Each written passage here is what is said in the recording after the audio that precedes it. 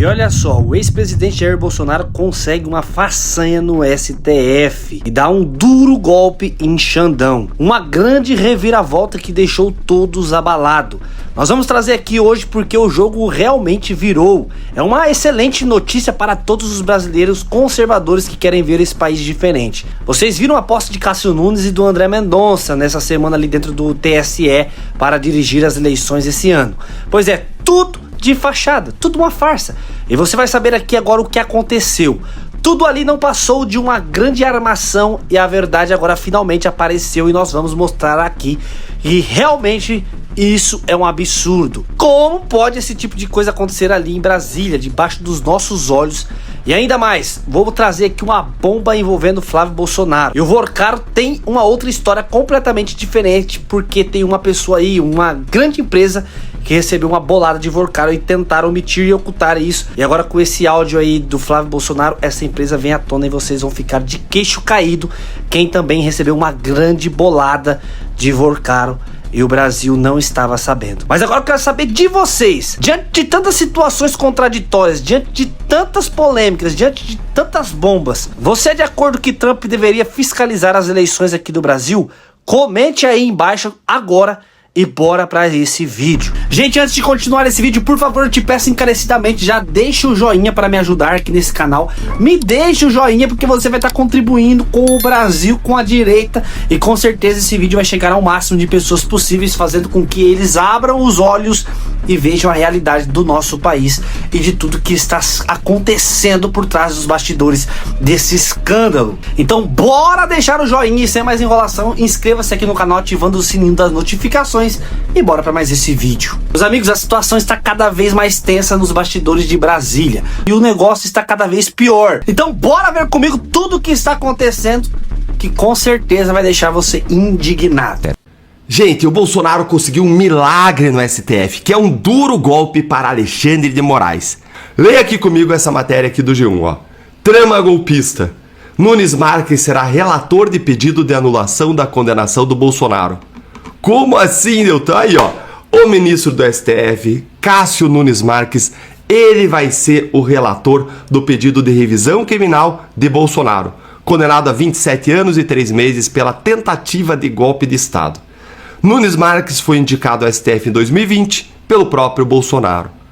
Numa segunda turma de 5 ministros, Luiz Fux ficou de fora do sorteio porque ele já tinha julgado o caso na primeira turma. Aí sobraram 4 nomes: Gilmar Mendes, Dias Toffoli, André Mendonça e Nunes Marques. Gente, se caísse com o Gilmar Mendes ou com o Dias Toffoli, Bolsonaro estaria perdido. Apenas dois nomes ali, André Mendonça e Nunes Marques, representavam alguma esperança de uma relatoria que pudesse buscar produzir um relatório, um voto com justiça. E o sorteio do STF caiu nele. E o que a defesa do Bolsonaro pediu nessa revisão criminal, hein? Para situar a gente e entender a relevância disso. Os advogados do Bolsonaro pedem que, com o pedido de revisão criminal, o Supremo anule o processo, reconhecendo a competência originária do plenário para julgar a ação penal e não a primeira turma onde ele foi julgado. Segundo, anule a colaboração premiada do co-réu Mauro César Barbosa Cid, reconhecendo também a nulidade de todas as provas decorrentes. Que anule o processo em virtude de manifesto cerceamento de defesa, todos os atropelos que o Fux mostrou, e absolva o ex-presidente de todos os crimes imputados.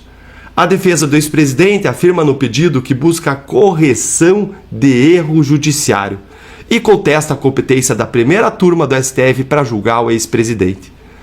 Aspas, violou o juiz natural interno do próprio Supremo e instaurou um vício de incompetência orgânica absoluta apto a contaminar todos os atos decisórios subsequentes, é o que diz aí a petição da defesa. Resumindo, gente, a tese aqui da defesa. O caso jamais poderia ter sido julgado na primeira turma, onde o relator era o Moraes. Deveria ter ido para o plenário, com os 11 ministros, dada a gravidade política e institucional da matéria. E tem mais. A defesa pede também a anulação da colaboração premiada do Mauro Cid, de todas as provas que saíram dela, alegando também cerceamento de defesa, e pede a absolvição do Bolsonaro de tudo.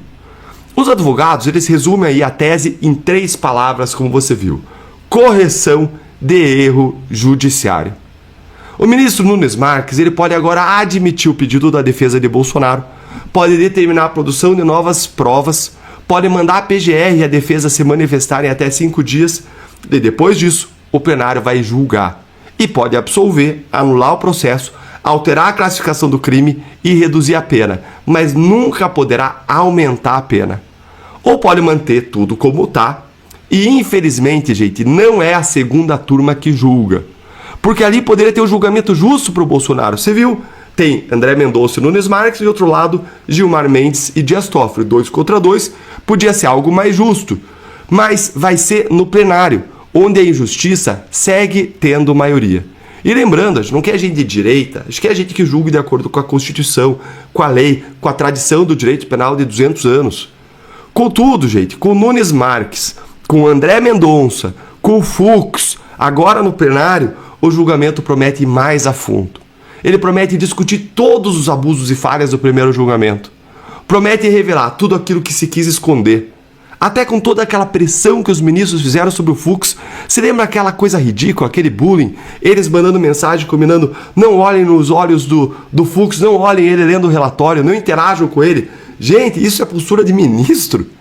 E aí, esse climão, essa torta de climão, resultou até na saída do Fux da primeira turma, em que ele não teve mais clima para ficar. Nós vemos, sentimos os ventos da mudança sobrando no Brasil. Rejeição do Messias, veto da dosimetria derrubado, Nunes Marques relator. As notícias boas estão crescendo. A posse do Cássio Nunes ontem no TSE foi tão esquisita que eu até tuitei hoje no meu X que empossaram a rainha da Inglaterra. Por que a rainha da Inglaterra? Porque o Moraes e o Gilmar Mendes estão esvaziando o poder da justiça eleitoral nos últimos meses, justamente preparando a cadeira do Nunes Marques, preparando para que a cadeira dele não sirva para nada. Eu vou te mostrar por que eu estou afirmando isso e te dizer qual vai ser o impacto dessa conduta do ministro Gilmar e do Moraes nas eleições. Eu sou André Marcílio, advogado constitucionalista e comentarista jurídico, e peço que vocês se inscrevam aqui no meu canal e deixem o like, deixem o seu joinha nesse vídeo. Bom, ontem houve uma festa para 1.500 convidados. Quanto maior a festa, menos poder a pessoa tem. Pode ter certeza. Como dizia Chiquinho Scarpa, se você encontrar um cara de Ferrari na rua, pode ter certeza que é pobre. Quanto maior a festa, menor o poder. E ontem 1.500 convidados, depois teve um after com charutos e enfim, uma coisa daquelas. Só faltou Vorcaro para completar a balbúrdia. O ponto, meus caros, é o seguinte: apesar da festa, disseram até que o Pilili ia ser convidado, enfim, falaram de tudo, mas tirando a parte do convescote, tirando a parte de fofocaiada da festa, o ponto é o seguinte: essa posse do Nunes Marques é fake. E por que é fake? Porque o Moraes e o Gilmar vêm desidratando a justiça eleitoral há meses. Eu vou te dar 2 exemplos para vocês entenderem como isso tem sido feito. O Flávio Bolsonaro e o Zema, 2 pré-candidatos, estão sendo cercados por quem? Pela justiça eleitoral? Não, pelo STF. Se fosse há alguns anos atrás, quem estaria cercando o Zema e o Flávio Bolsonaro seria quem? Seria o TSE, seria a justiça eleitoral, mas é o STF.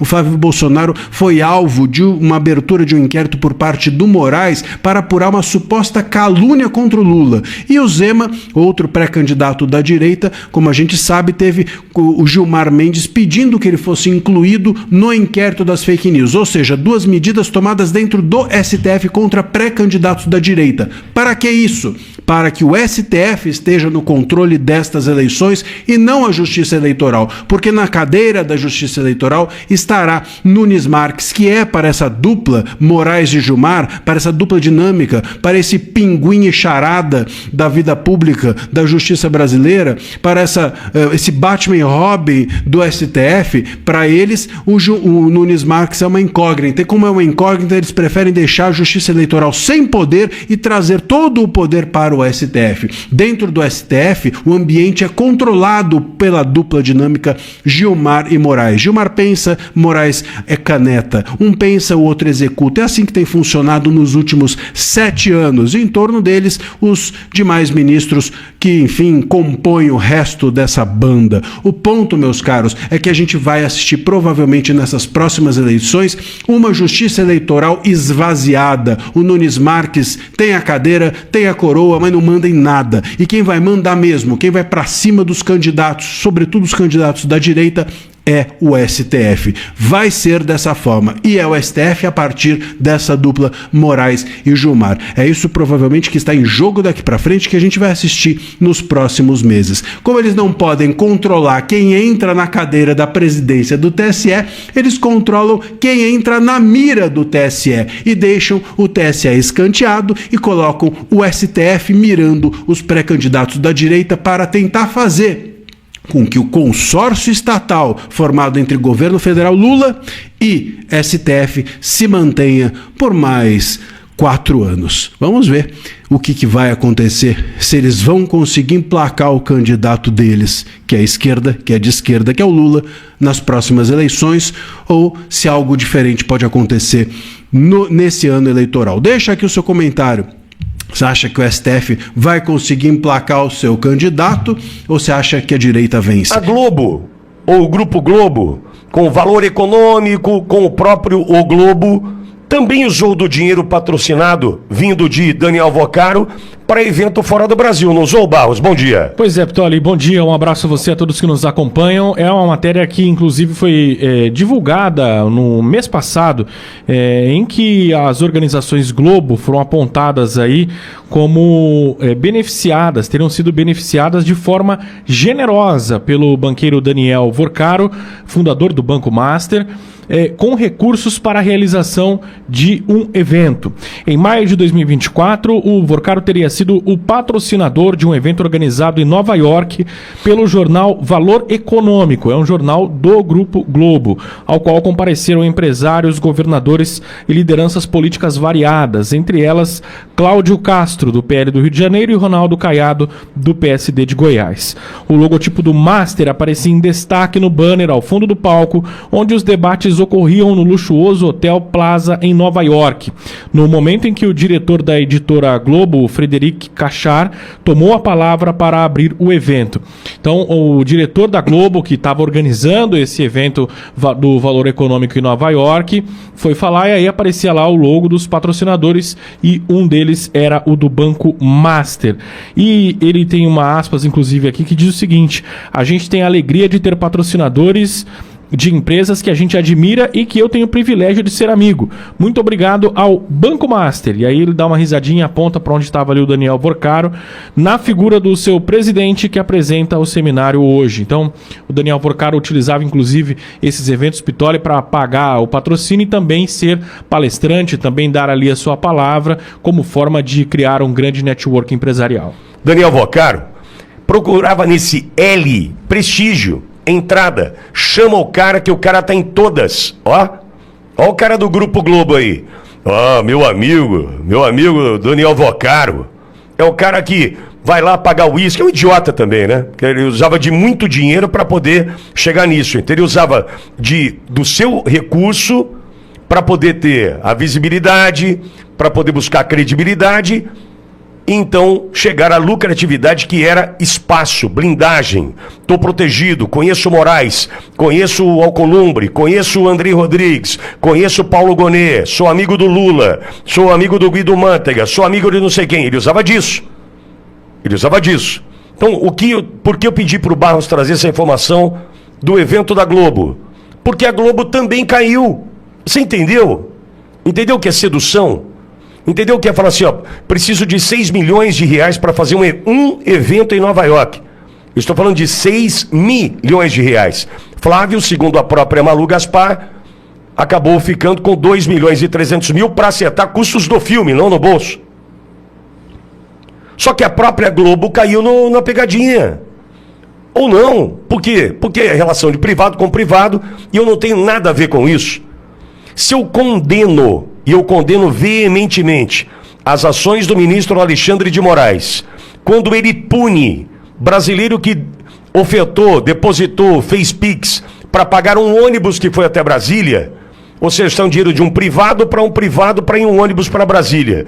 Se eu condeno essa ação, por quê? Porque cada um faz o que bem entender com o seu dinheiro. Se tiver erro paga. Mas nesse caso nunca houve erro entre alguém que manda um Pix para alguém, para um ônibus ser financiado para ir a Brasília. Qual o erro nisso? Se eu condeno essa ação do ponto de vista do questionamento do ministro e a condenação desses que emprestaram dinheiro, deram dinheiro, eu não posso atirar pedra numa relação privada entre Globo e Master, entre a produção do filme do presidente Bolsonaro e Master. Eu não posso. E repito, essa sedução, ela aconteceu com muita gente entrou e muita gente se deu bem. Quando chega a notícia ontem da questão do dinheiro, do Flávio, da mensagem e tal, quando chega essa mensagem ontem, essa notícia ontem, a primeira coisa que eu fiz foi olhar para o mensageiro e entender o seguinte: isso é sujo, isso não é bom, isso é da esquerda, isso não tem estrutura, não se sustenta. E acredite, em 2 horas de primeira página, com Max Cardoso, Eduardo Salles e Zizi Martins, ontem, em 2 horas, acabou a notícia. A notícia não se sustentava mais. A notícia não tinha nem pé nem cabeça, prometeu entregar e não entregou. É muito importante deixar claro que a notícia prometeu algo e não entregou. A notícia começa falando em 134 milhões de reais, vai para 61 milhões de reais, e a Malu Gaspar fala em 2 milhões e 300 mil com doações declaradas no imposto de renda, de um ente privado para um ente privado. Não é Rouanet, que essa esquerda suja adora tomar do nosso dinheiro para fazer essas porcarias culturais, não é Rouanet, não é dinheirinho de estatal, não, nada disso. É uma relação privada entre um banco e alguém que produzia ou produziu um filme. E ontem aqui, no Primeira Página, Eduardo Salles, brilhante, trouxe um alerta. Em um momento do Banco Master, o banco patrocinou Flamengo, uma equipe de Fórmula 1, um piloto, Drogovic, entre outros patrocínios que foram promovidos por esse banco, no momento que antecedia a Operação Compliance Zero, que está nas ruas, e a gente vai trazer informação já para você que o pai do Vocaro foi preso agora cedo. Foi preso agora cedo o pai do Vocaro. A gente vai te contar isso. Veja você, ontem eu trouxe a informação que abrimos mão na Auriverde de um patrocínio bastante importante do Banco do Brasil, porque aqui não entra dinheiro público. E eu te pergunto, se naquele momento, final de 2024, esse banco chegasse na Auriverde, dizendo para mim que na carteira de patrocinados tinha uma equipe de Fórmula 1, um piloto, um time de Série A de brasileiro, por que é que eu não aceitaria um patrocínio naquele momento de um banco privado?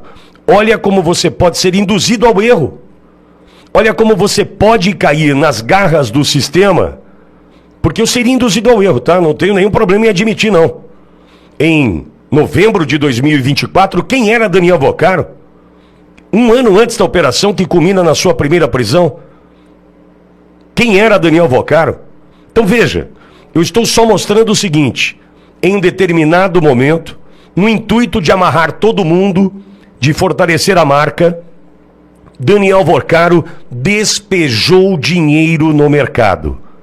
E entendo eu que o filme, a produção do filme, Dark Horse, buscou em quem despejava dinheiro no mercado a oportunidade do financiamento do filme. Para mim, isso não tem nada de errado. Aí explode a questão do Banco Master, aí chegamos à questão da Compliance Zero, aí tem Vocaro tentando fugir do Brasil, aí a casa azedou.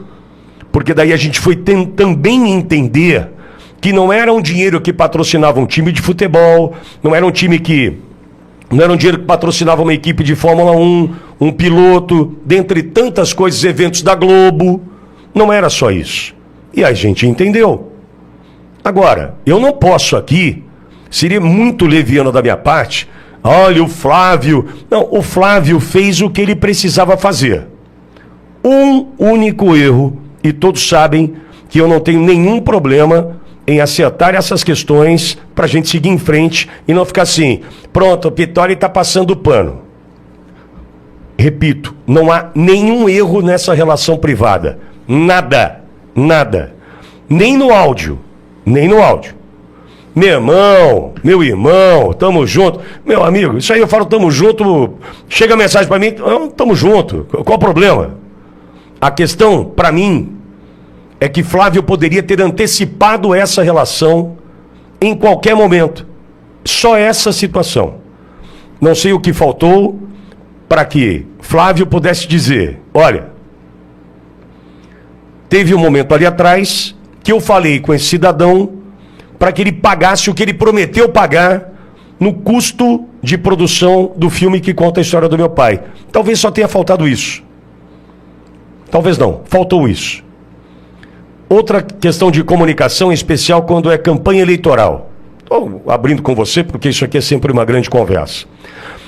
Eu já trabalhei profissionalmente, nunca partidariamente, profissionalmente para N campanhas. Já faz alguns anos que não faço, em função do meu trabalho aqui. Existe, na primeira reunião, quando vai se montar uma estratégia com um candidato, Barros e eu já conversávamos aqui hoje cedo sobre isso. Na primeira reunião, quando você vai começar a trabalhar com o seu candidato, eu tenho como regra, não sei se é de todos, mas eu tenho como regra, uma questão que é fundamental. Conte-me todas as suas merdas. Todas. O que foi? Você não pagou a padaria? Você bateu e não pagou? Bateu no carro e não pagou? Me conta tudo que tem de errado. O certo a gente vai, né? O certo a gente já sabe, todo mundo quer contar o que fez certo, mas ninguém quer contar o que fez errado. Então me conta já, qual que é a grande merda aqui? Não, eu tive um problema com a minha ex-esposa, tive um problema com a filha fora do casamento. Vai contando, amigo. Por quê? Porque isso vai chegar na campanha. Porque alguém tem o interesse de te ferrar, porque alguém tem o interesse de receber um troquinho para contar algo sobre você. Isso é normal. Normal, a gente está falando de ser humano, falível. Muita gente sem valor e com preço. Então é normal. Então, o candidato, vem cá, senta aí. Me conta, o que a gente vai ter que defender no meio da jornada? Me conta aí. Não tem nada, não. Conta tudo, porque a gente vai ter que te defender. E eu preciso entender se eu já saio defendendo como eu faria nesse caso. Porque nesse caso era muito simples. Estourou o Banco Master. Flávio, eu falei com esse cara em dezembro de não sei quanto, pedi tantos para ele para pagar o filme do meu pai. Não tem um centavo na minha conta, pode rastrear. Acabou o problema. Ontem não ia ter notícia, o Intercept não ia ter like, todos os outros veículos de comunicação não iam ficar falando do Zema, torcendo pela derrota do Flávio. Não, nada. Ia estar tudo resolvido. Entendeu como é que a gente precisa lidar com essa situação? Então, diante de todo o cenário, eu repito, não há nada de errado. Até a Globo, que quer tacar pedrinha, pegou dinheiro do Vocar para evento em Nova York.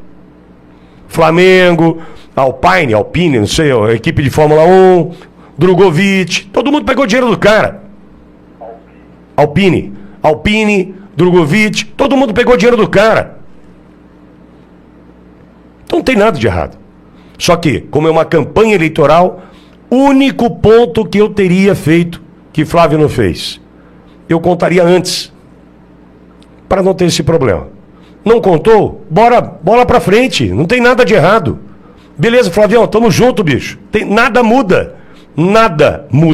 E agora fica a grande pergunta que está ecoando pelo Brasil inteiro. Será que estamos assistindo o começo de uma grande virada política em Brasília? Será que novas revelações ainda podem aparecer e mudar completamente o cenário político do país? Porque uma coisa é certa, quando as investigações, reportagens e debates começam a ganhar força, ninguém consegue controlar totalmente o rumo da história. Eu quero saber a opinião de você que me assiste. Você acredita que o fim de Xandão e de Lula está mais próximo do que nunca? Comenta aqui embaixo, deixa o joinha, compartilha esse vídeo, comenta aqui aquilo que você pensa sobre tudo isso. E claro, em quem você vai votar nas próximas eleições? Em Flávio Bolsonaro ou em outro candidato? Comenta 22, inscreva-se aqui no canal, fique com Deus e até o próximo vídeo se Deus quiser. Fui!